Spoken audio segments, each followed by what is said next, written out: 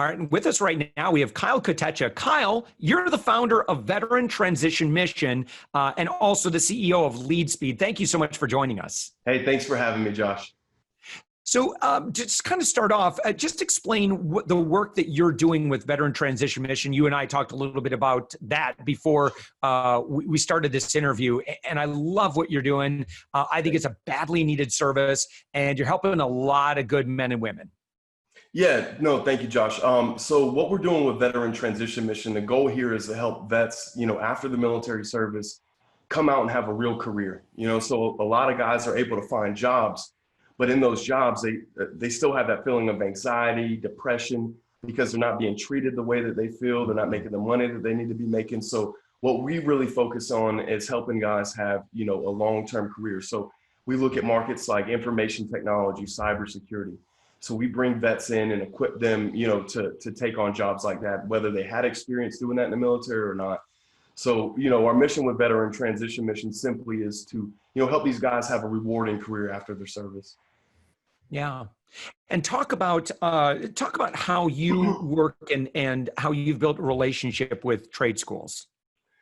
So what we looked at in the beginning, when I first got out of the Army myself, I struggled to, find a good job. I was, I left Virginia. I was stationed in Virginia. I left Virginia and was like, hey, I'm just going to move to Florida, right? I wanted to be somewhere warm. So I started looking, and I remember, week one, I had landed a job, and it was selling Tire Kingdom coupons, walking door to door. Wow. And I just wasn't able to, I was actually losing money doing that job, but I enjoyed it. It was, getting out, meeting people, all of that. And so I actually got connected with a school called New Horizons out in Orlando, right? And they were doing a lot of really good work helping veterans, get into IT careers. And they offered me an opportunity to help more veterans. And so that's really how it all got started. I got to see, hey, these guys don't have to go back to school for, 4 years in order to, have a career. They can do a 9-week program, a 10-week program, get the certifications they need, and quickly get into these careers. And so Veteran Transition Mission was kind of born from there. So what we did is, since we could only work with a limited pocket out here in Central Florida, Veteran Transition Mission said, all right, let's help guys from all across the country, access training and opportunities like this. Well, talk about some of the biggest opportunities that are available right now. And I know you're going to hone in on one, because I've got 2 boys that are in STEM right now, and there are so many incentives and programs to funnel people into this field. And that field is cybersecurity. Yeah. I mean, you're spot on with that. I think I read something, I think in Forbes, it was talking about there's going to be 2.1 million unfilled cybersecurity jobs alone by 2021. So our country is far, far behind, though we consume, so much regarding technology. Our security is so low. So you've had major corporations being hacked. You've got the government being hacked. There's so much of this going on. People's personal accounts are getting hacked. So cybersecurity is now, on the forefront. Everybody understands, hey, we have to start securing, our network, securing our infrastructure, and there's just not enough skilled workers. So there's a huge push to bring in vets and just people in general into this industry. No kidding. Now, does it help if you came out of the military and you had some kind of security clearance? Yeah, so having a clearance is really good as well. So a lot of guys, I mean, it's not required in all of these positions, but having a clearance really does help. So you'll see entry-level jobs, if you have a clearance, paying upwards of $35 an hour, entry level. Entry-level jobs, $35 an hour. Yeah, that's crazy. And these are guys, so I brought in infantry guys, right? No IT experience, no tech experience. Brought them in, got them a few certifications under their belt. They had a security clearance, and they went on making $35, $40 an hour just with that. I mean, it's a powerful thing. That clearance is something guys, a lot of times aren't leveraging, but should, if that makes sense. So in cybersecurity, again, I just want to talk just a little bit more about this, because I'm totally geeking out on this subject, and I've actually had some really great conversations. Again, I've got a 16 and a 13-year-old, and they're both into it. So obviously, as dad, I'm always looking out for opportunities, and that's one of the things too. I mean, they're both great 4.0 students, but the path forward doesn't necessarily have to go through a 4-year university if this is the field you want to go into. Yeah, I agree with you. So the way that I kind of position this and show people how to access these careers, most people, in the country for many years, it's always been geared towards degrees. And for a while that was true. Like my dad, if he didn't have a degree, he probably wouldn't have been as successful. But now companies are running leaner. They're looking at how can this person make an impact, right? Versus, oh, he's trainable, which is what a degree used to show about you. And so what I instruct a lot of guys to do is just go ahead and get your certifications, get your foot in the door where you're working, because nothing trumps experience, right? Completely agree. Nothing is going to trump, that experience that you have. So when you have those certifications, you're able to get your foot in the door. And once you get your foot in the door and you're working in that industry, then you pick up on your degree, because now you know exactly how you're going to leverage and utilize that degree to move up, versus picking a degree and say you go towards networking, but really you like cybersecurity, and the two don't necessarily correlate. So we tend to get guys to go ahead and get their certs and get their foot in the door first, and then start working and chipping away at that degree. How expensive is it to get go through a program and get certification? So it really varies. There's some really good free resources online. So a lot of times, even the students, excuse me, that we bring in, I'll send them free resources before they come through the actual paid training, right? And so you can look at things like Professor Messer on YouTube, and he does things like CompTIA A+, Net Plus, and Security Plus, which are really big certifications to have in this industry. But I mean, it can vary anywhere from free to, tens of thousands of dollars, depending on which route you go. Sure. But, if you get out and you can step right into a $35, $40 an hour job, and that's, kind of like your first gig outside the military, that ain't too bad. Let me tell you, my job right out of the military was working at Great America, Six Flags, and making probably like $7 an hour, and then was in college. And again, working in a group home overnights while I was taking classes. And, again, it's, back in the day. But again, making about $7 an hour, just pretty close to minimum wage, while I was working on my degree. And it wasn't until my degree that I could finally make, better money. And so, I agree with you. It's like, look, you don't have to do the traditional, I go to school, and I go to school for 4 years straight. Then I get my degree. Then I can enter the real world and start working. And meanwhile, you're just waiting tables. Nothing wrong with waiting tables, but it sounds like you can make a little bit more money, with some extra certifications under your belt. Exactly. I mean, and that's a really good point. So, I mean, now is it's a great time to be alive, in my opinion. There's a lot of really good opportunities. Technology is growing. It's scary for a lot of people when you start looking at automation, you start looking at all the things that's happening. But it also leaves a lot of opportunity for people. And so that's why I feel it very important for guys to have the opportunity to come in and get into an industry like this, so that you have an understanding of what we're all now being built on, which is technology, right? So having that good baseline understanding will carry you in the long term. And another point to what you were saying about the jobs coming out.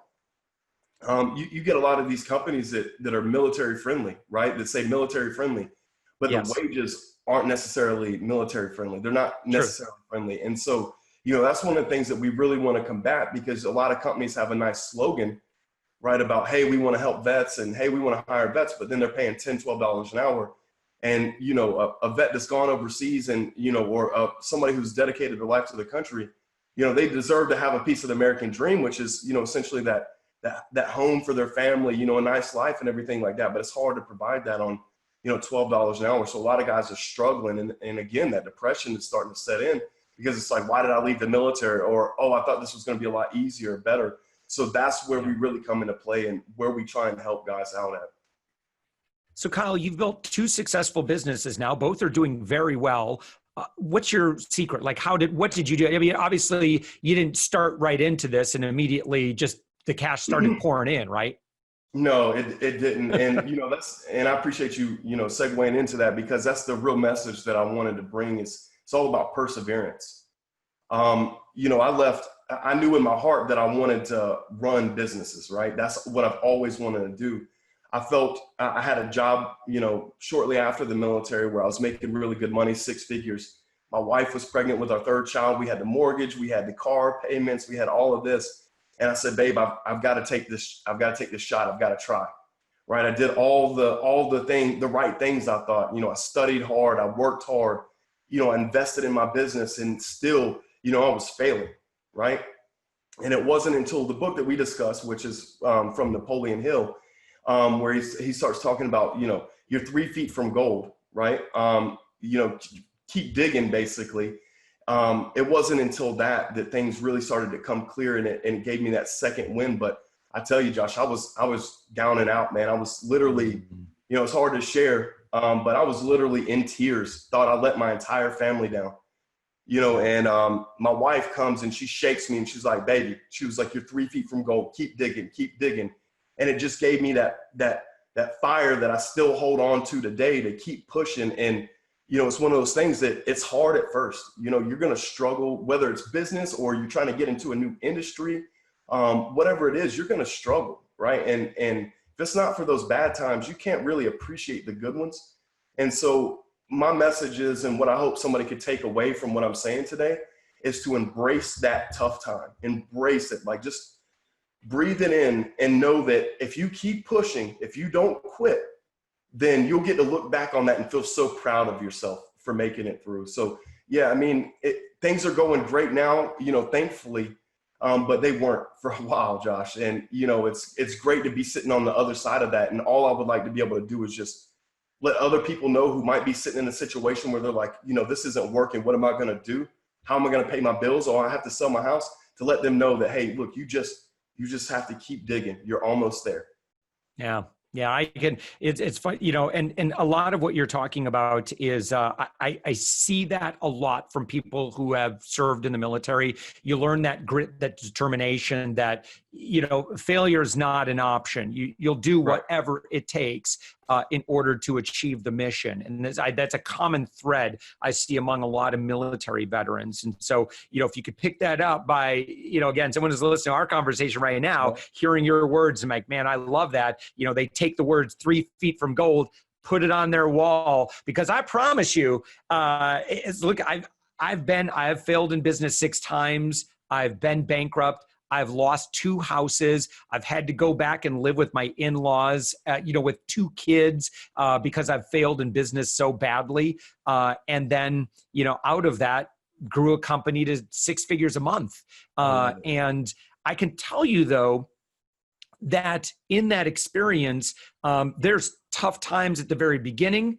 And just because you start making more money, that doesn't mean you're out of, there's always going to be something that's going to come up. And, the saying, more money, more problems. I don't know if it's more problems, it's different problems. Right. And sometimes those different problems, it's okay. Like listen, we all deal with it. We all have to face it, whether it's, you have issues with operations, your team, cash flow issues.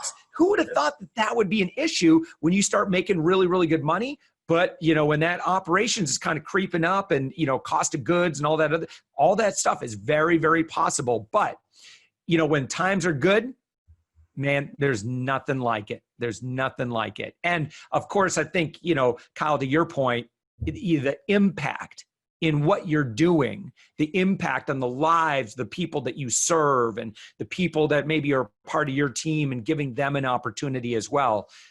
That's what makes it all worthwhile. Yeah, it really is. And, to your point, I mean, life is really a series of ups and downs. Yeah. Right. Think about it. Things are going so well, and then bam, when it happened to me in the beginning, and, I understand that it's going to continue to happen. And I think the big part is when you understand that it is going to happen, and you can brace for it, and you understand that, hey, I'm strong enough to come out of it. That's where the real magic starts to happen, because you're less reactive and you're more proactive. You know something, you're prepping for different things. You have things ready. It's just, yeah, I totally agree with you, man. And that's a really good point. I appreciate you sharing, that part of your story with me, because I know that's a hard thing, but look where you're at, look what you've done. I trust me. I didn't share that story for many, many years.